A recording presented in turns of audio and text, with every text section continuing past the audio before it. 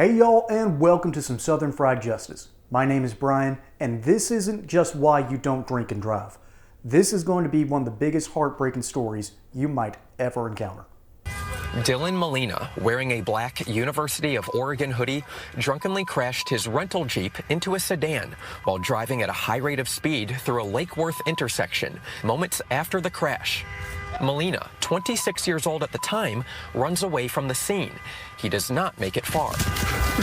Molina face plants, and while some neighbors desperately try to save the family inside the sedan, another neighbor holds Molina down and cusses him out. Stay right there, mother.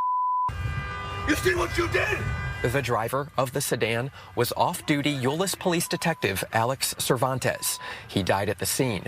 His wife and two boys were injured but survived. In January, Molina took a plea deal and pleaded guilty to intoxication manslaughter. He was sentenced to 15 years in prison. Now, bartender Kayla Richardson is facing a misdemeanor charge for allegedly over-serving Molina before the crash. It is the same approach that we apply to all DWI investigations, all fatality crashes that involve alcohol. Well, folks, that's pretty darn stupid right there. I do not understand anything about this man's thought process, because this was early in the day. It's broad daylight. After all that alcohol, and what's going to happen next just shows you how ridiculous this whole story is. Lake Worth Police Chief J.T. Monishaken is showing Fox 4 surveillance footage of Molina and Richardson at a Fuzzy's taco shop. And there you see Dylan Molina walking from behind the bar area from the inside out to the outer bar area. And you see the bartender waving him around, telling him, you can't be back there, you need to move.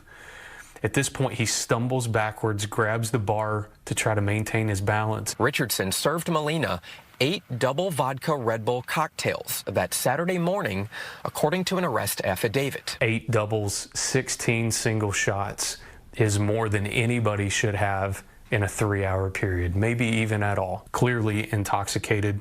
He's holding another one of those double vodka and Red Bull drinks there, and then he simply walks away. But as Molina begins to leave the parking lot, is involved in a minor crash, flees from the scene of that minor crash. Minutes later, he kills Detective Cervantes.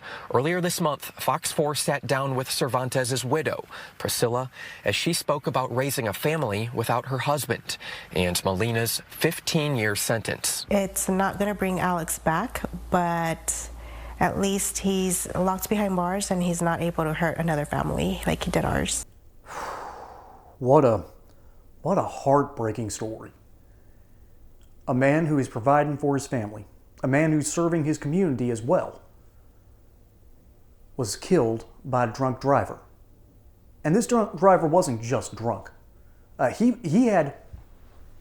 ordered 16 shots.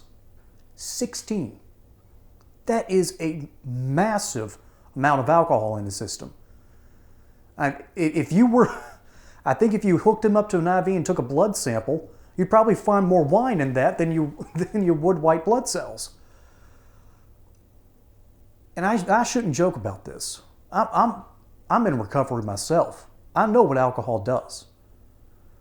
I understand the feeling, but 16 shots, not just any shots, vodka mixed with Red Bull. The whole point of that is to get you so cranked up.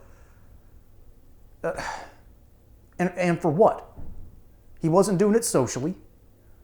There's no one else at the bar, and I'm actually kind of glad that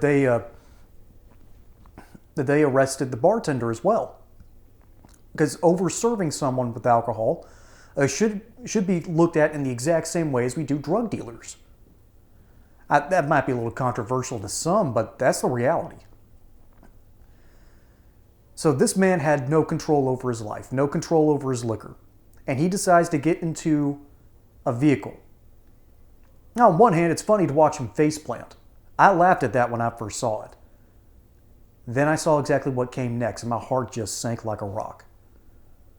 And I hope it did for you too. Because we need constant reminders in our lives that we need Sometimes we need to be led like a horse. Blinders and muzzles sometimes. We need protection. And the man who was killed was a cop protecting his city. And he couldn't protect, I think he was able to save the family, but at the price of himself.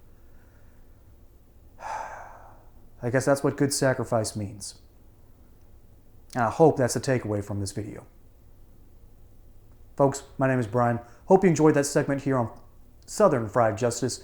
Don't forget to like and subscribe. Catch you on the next one, and until then, y'all have a good one.